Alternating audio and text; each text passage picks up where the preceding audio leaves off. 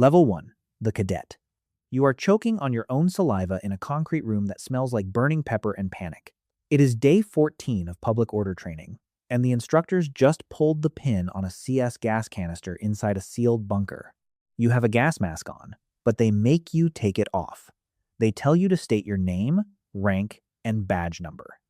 You get to your rank before your throat closes entirely. Your eyes flood with tears that feel like battery acid. Your lungs spasm. You stumble out the steel door, dry heaving into the grass, while a veteran officer with a clipboard watches you without blinking. This is your introduction to the air you will be breathing for the next 2 months. You recover. You don't have a choice.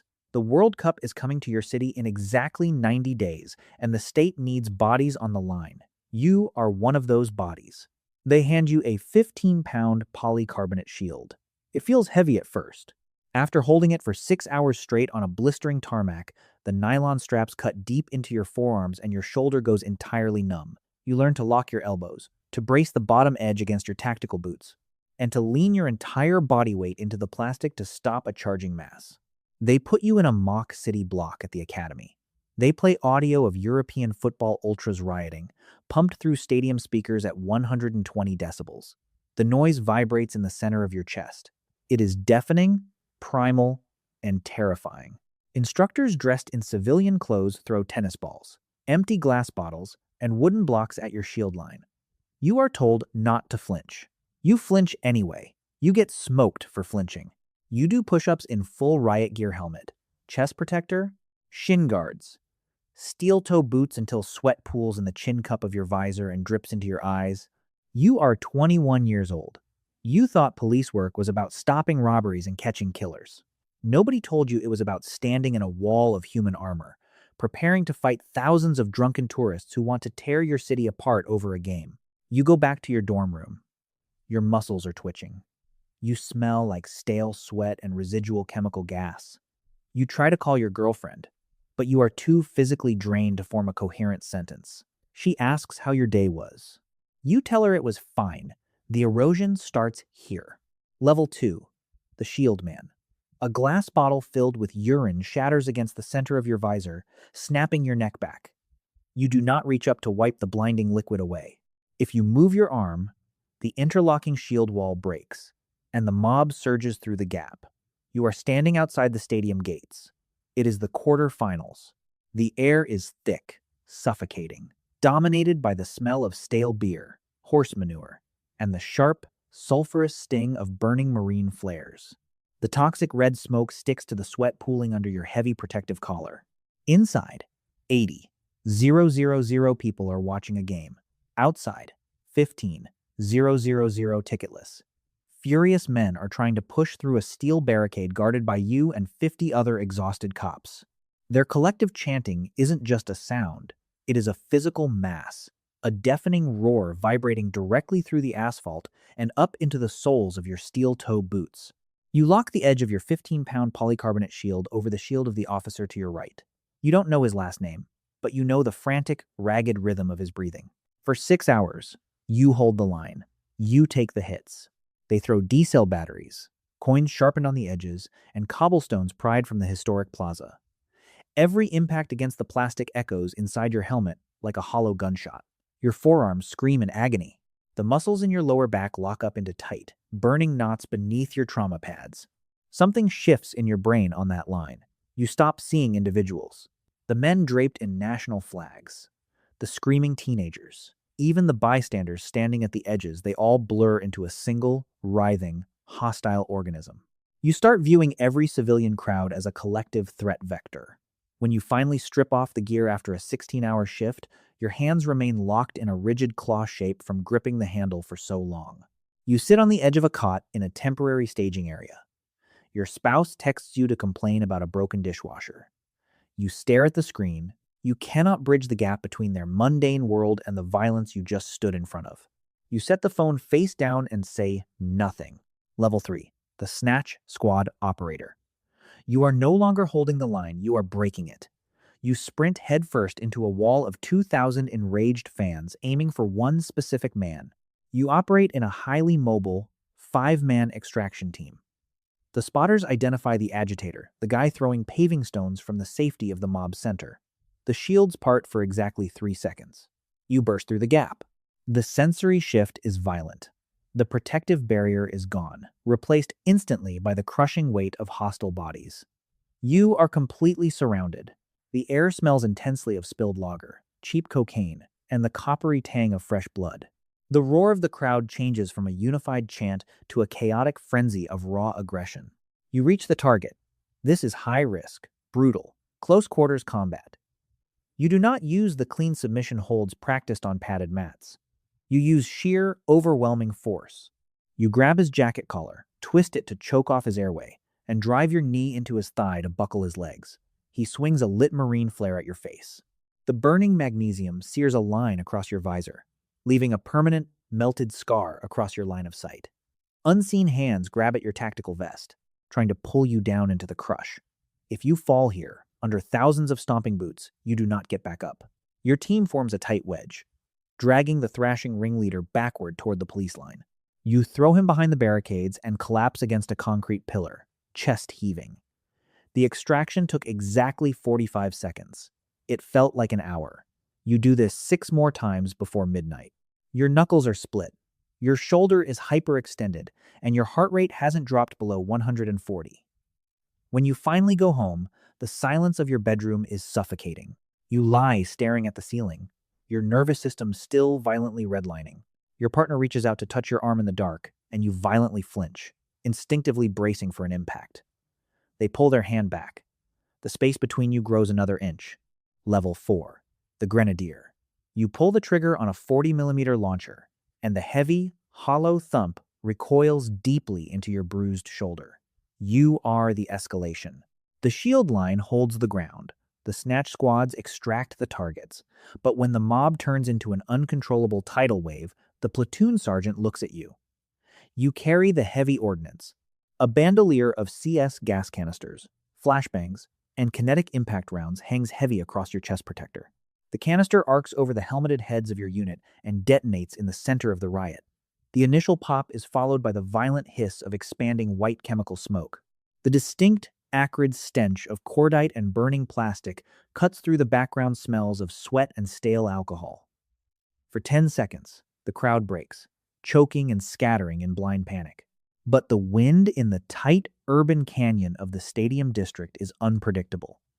It shifts. It always shifts. The toxic white cloud blows backward, rolling directly over your own line, even through the heavy rubber seal of your respirator. The fine, weaponized powder coats your exposed skin. It burns like 1,000 tiny needles. You are sweating heavily inside your trauma gear, and the moisture rapidly activates the chemicals on your neck and wrists. You do not get to rub it away. You just stand there, gripping your weapon, and let your skin burn. When the gas fails, the water cannons roll up. You watch the armored trucks blast 300 liters of high-pressure water a minute, sweeping grown men off their feet and leaving the cobblestones slick with freezing, muddy runoff. It is a sterile, mechanical kind of violence. You return to your temporary barracks. You haven't slept in your own bed in 3 weeks. You step into the shower, but the hot water immediately reactivates the CS powder trapped in your hair, turning your body to fire all over again. You sit on the wet tile floor, shivering and burning simultaneously. You look at your phone. Your oldest friend texted to ask if you want to grab a beer and watch the match this weekend. You delete the message without replying. He worries about office politics. You worry about wind direction and chemical agents. You are speaking completely different languages now. Level 5. The undercover spotter. You are nursing a lukewarm pint of lager in a pub packed with 300 men who would beat you to death if they knew your real name. You are dressed in the rival team's colors. The cheap, synthetic fabric of the jersey clings to your, sweating back like a radioactive target. The air in the pub is suffocatingly thick, reeking of damp wool, spilled alcohol, and the sharp, metallic scent of pure adrenaline. The floor sticks to your boots. You are deep inside a hooligan firm's staging area, tracking the ultras, the organized fight leaders who orchestrate the riots before the mob ever reaches the stadium gates. You have a micro earpiece taped deep inside your ear canal, hidden by a heavy beanie. You are just watching, waiting for the man who gives the nod to start the violence. To survive, you have to become them. When they scream their vile, aggressive chants, you sing along. When they smash a pint glass against the brick wall in a sudden outburst, you cheer. You mirror their aggression flawlessly, but underneath, your heart is hammering a frantic, uneven rhythm against your ribs. Every sudden movement, every sustained gaze from a heavily tattooed stranger feels like the prelude to an execution. If your cover slips, if someone recognizes your face from a previous arrest across town, you are entirely cut off from the shield line. No backup will reach you in time. You are totally alone in a sea of predators. The paranoia does not end when your shift does.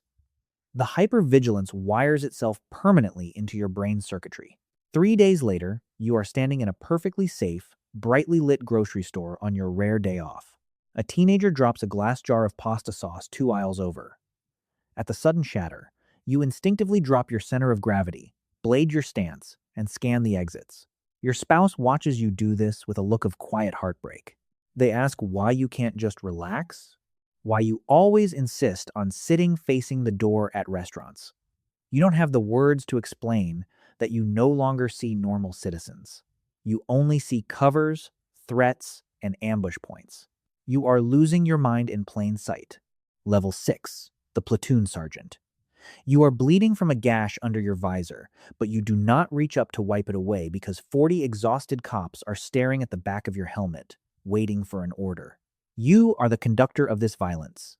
You stand 2 paces behind the shield wall, clutching a radio handset slick with your own sweat. The air is thick with the stench of burning trash bins and the sharp metallic tang of blood. You don't fight the mob directly anymore. You read them. You have developed a sick, specialized intuition for crowd psychology. You can spot the exact microsecond a disorganized mass metastasizes into a riot, the chanting loses its rhythm.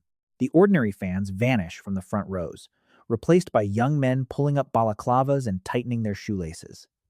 The ambient noise shifts from a collective roar to a focused, predatory hum. In that split second, you have to make a choice that will be dissected by lawyers, politicians, and the international media for the next 5 years. Shields, step, step, you bellow. Your voice is hoarse, shredded from screaming over the deafening thwack of the police helicopter hovering 200 feet above. You decide when to hold, when to send the snatch squad into the meat grinder, and when to bathe the avenue in chemical gas. You are playing a high-stakes game of chess where the pieces are human beings. Then, the line buckles. A hurled cobblestone crushes the knee of a 22-year-old rookie on your left flank. His scream cuts through the chaos, high-pitched and terrified. You drop your radio, grab the drag handle on the back of his tactical vest, and pull his dead weight backward over the broken glass while frantically ordering the line to close the gap. You visit him in the trauma ward at 3:00 a.m. His patella is shattered. His career might be over before it truly started. You go back to your temporary command tent and sit in the dark. Your daughter left a voicemail earlier, singing happy birthday to you. You are 38 years old, but your body feels 60. You listen to her sweet, innocent voice, and a cold realization washes over you. You have absolutely nothing left to give her. You poured all your patience, your empathy, and your protective instincts onto the asphalt today. There is simply nothing left inside you for the people who actually love you. Level 7, the incident commander. You are watching your city burn in high definition across 42 flat-screen monitors. You are locked inside a multi-million-dollar armored mobile command center parked 3 miles away from the stadium. The air in here is aggressively sterile, heavily air-conditioned, and smells intensely of ozone, overheated server racks, and 8-hour-old black coffee. There is no cordite here. There is no flying glass or the stench of sweat. There is only the incessant, clinical hum of cooling fans and the endless, overlapping crackle of radio traffic. You do not hold a shield anymore. You hold the entire city. You watch the CCTV grid as a thin blue line of pixels your men clashes with a massive, swelling red swarm of hooligans. Through the screens, it looks like a video game. It is dangerously, terrifyingly easy to forget that those blue pixels are breathing, bleeding humans. They are the same men you used to stand next to, currently fighting for their lives on the asphalt. You have a heavy communications headset clamped over your ear. On channel 1, you hear the desperate, ragged voice of a platoon sergeant begging you for authorization to deploy the water cannons. On channel 2, a pristine, panicked voice. A city politician or a FIFA liaison in a tailored suit is screaming at you about optics. They are watching the international broadcast feeds. They are terrified that the tear gas cloud is drifting toward the VIP sponsor tents and the corporate hospitality suites. They tell you to hold the line, but to cease chemical deployments. They care about broadcasting rights and sponsor relations. You care about not attending another police funeral. You make the calculation. You have to balance the survival of your officers against the wrath of the state. You deny the water cannons. You tell the sergeant to hold. You watch on monitor 4 as the blue line buckles under a hail of cobblestones. You compromised your own men for the sake of an international sporting brand. You take off the headset and rub your burning eyes. You haven't seen your spouse awake in a month. When you finally go home, you stand in your quiet, immaculate kitchen, staring at the digital green glow of the microwave clock. It looks exactly like the monitors in the command vehicle. You realize you have traded your soul for the silver oak leaves on your collar. You are no longer a cop. You are a politician with a badge, and you despise the man looking back at you in the window reflection. Level 8, the National Security Director. You are sitting at the apex of a paranoid, continent-spanning intelligence apparatus, and you have never felt more powerless. You are no longer in the same city as the violence. You are in the capital, sealed inside a windowless, soundproofed crisis briefing room deep beneath the Ministry of Interior. The air in here is aggressively dry, smelling of burnt espresso, ozone from the server banks, and the faint, metallic tang of nervous sweat radiating from the intelligence analysts, flanking your heavy mahogany table. You oversee the safety metrics for all 12 host cities. You do not care about drunk hooligans throwing cobblestones anymore. You care about the things that don't make noise until it's too late. You are coordinating with Interpol, foreign intelligence agencies, and domestic counterterrorism units. Your screens do not show street brawls. They display threat matrices, intercepted dark web chatter, and encrypted cell tower pings. A red alert flashes on the central board. A credible bomb threat has been intercepted near a fan zone in the third host city, where 100,000 people are currently packed shoulder to shoulder watching a giant screen. The local intelligence liaison gives you a 65% probability that it is a hoax. You have 4 minutes to make a decision. If you order a hard evacuation, you will trigger a catastrophic, deadly stampede and a global media panic that ruins the tournament's image and billions in international revenue. If you do nothing and the threat is real, the casualty count will be historic, and your name will be the one attached to the inevitable public inquiry. You make the call to quietly surge plainclothes bomb squads into the crowd without sounding the alarm. You are gambling with 100,000 lives. For 2 agonizing hours, you sit in total silence, your stomach tied into a cold, hard knot, waiting for a detonation. It turns out to be a false alarm. You don't feel relief, you just feel a hollow, scraping exhaustion. You immediately pivot to manage the global media spin, feeding the press corps empty platitudes about robust, integrated security postures and unprecedented safety. You are entirely alienated from normal human existence. You look at a framed photograph of your son's university graduation on your desk. You don't see a happy memory anymore. You look at the crowd in the background of the photo and automatically scan them for concealed explosive vests and fatal choke points. The tournament has rewired your brain into a perpetual state of catastrophic dread. You have sacrificed your ability to see the good in humanity, trading it for the crushing burden of managing its darkest elements. Level 9. The Broken Veteran. You wake up violently at 3:00 because the rhythmic clicking of your bedroom ceiling fan sounds exactly like the rotors of a police helicopter hovering over a burning plaza. The tournament has been over for 8 months. The tourists went home. The foreign press packed up their cameras. The politicians took their victory laps on international television, and the massive stadiums sit completely empty. But for you, the chaos never actually stopped. It just moved inward. You swing your legs over the edge of the bed, and your right knee, the one crushed by a cobblestone outside the quarterfinals, emits a wet, sickening pop. The physical joint damage is permanent.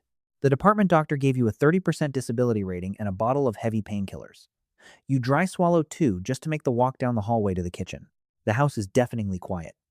Your spouse packed their bags 3 months ago. There was no screaming, no dramatic final argument. They just looked at you sitting in the living room in the dark, constantly scanning the windows, entirely hollowed out, and realized the person they married died on a shield line and had been replaced by a paranoid stranger. You didn't fight them when they left. You simply didn't have the emotional capacity left to care. You turn on the kitchen light and look at the stack of mail on the counter. There is a thick manila envelope from the city's Internal Affairs Division. It is your third summons this year. A civil rights attorney is suing you and the department for excessive force regarding a baton strike you delivered during a snatch squad extraction. You don't even remember the specific strike. You swung your baton 100 times that night just to survive the crushing weight of the mob. Now, a lawyer who watched a 5-second, out-of-context cell phone video in a sterile office is trying to strip away your pension. You pour a glass of tap water and stare out the window at the quiet suburban street. You realize, with a cold and absolute certainty, what you really were to the system. You weren't a hero. You were a disposable shock absorber. The state used your body, your nervous system, and your sanity to protect its corporate sponsors and its global image. And when you finally broke, they quietly swept you into a corner. Level 10. The Ghost. You are sitting on a quiet porch in the dark. It is 4 years later. Through your living room window, the faint, flickering blue light of the television illuminates the empty room. The next World Cup has officially started. Another country, another host city, another multi-billion-dollar spectacle. You are watching the broadcast with the sound completely muted. You see the vibrant, surging crowds, the waving flags, and the pristine green grass. But your eyes don't track the ball. You don't care about the game. You look exclusively at the edges of the screen. You look for the thin, neon yellow lines of officers standing in the stadium vomitories. You look for the scratch-resistant polycarbonate visors gleaming under the harsh stadium lights. You know exactly how much their lower backs are burning right now.